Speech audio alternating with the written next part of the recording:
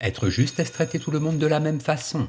Thèse, la justice doit être la même pour tous. Son application doit refuser les discriminations de race, de sexe, de conditions sociales.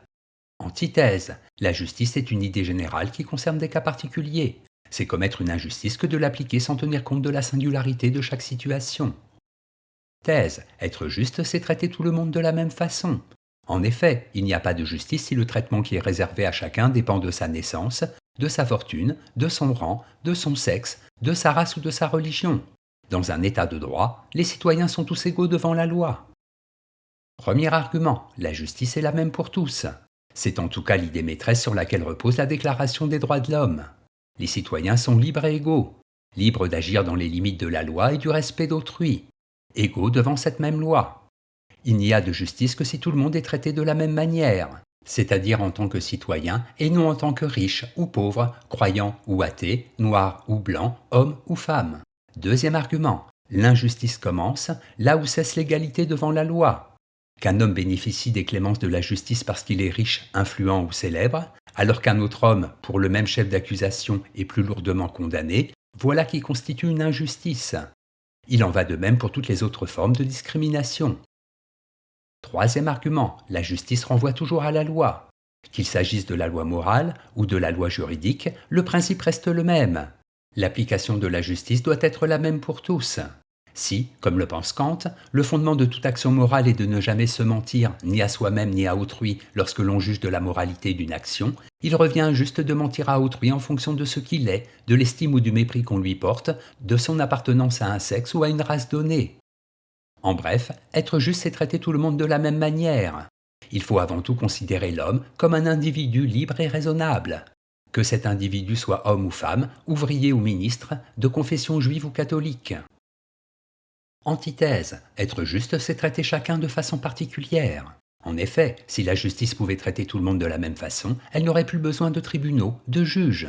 Pour rester juste, elle doit examiner chaque cas, évaluer les circonstances.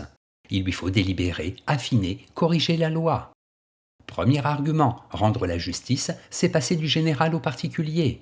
La Bible dit « tu ne tueras point ».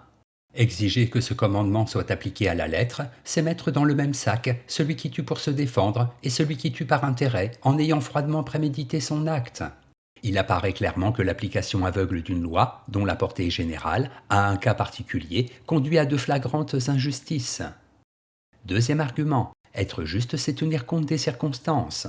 On peut commettre une action violente, portant préjudice à autrui, parce que l'on est la victime d'un incessant racisme.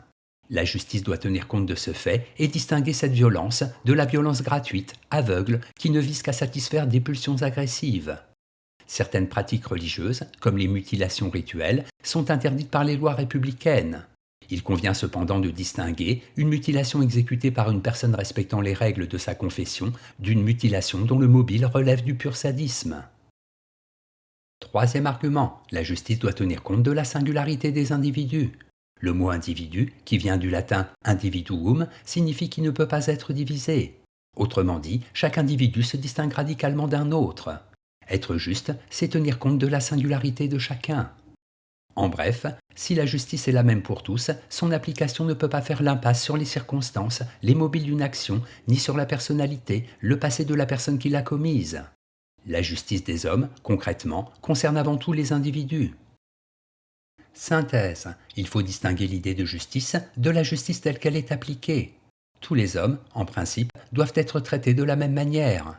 Cela signifie qu'ils sont égaux devant la loi et que cette dernière est la même pour tous, sans distinction d'ordre politique, religieux, sexuel ou social. Mais cette idée de la justice ne doit pas conduire à une application aveugle, et par conséquent injuste de la loi.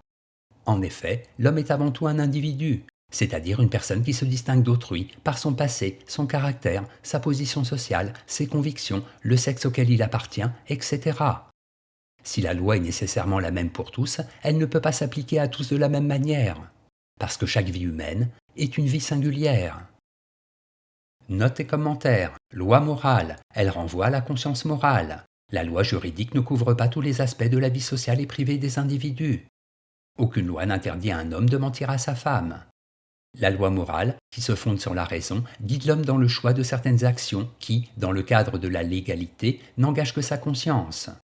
Équité. Aristote distingue le juste et l'équitable.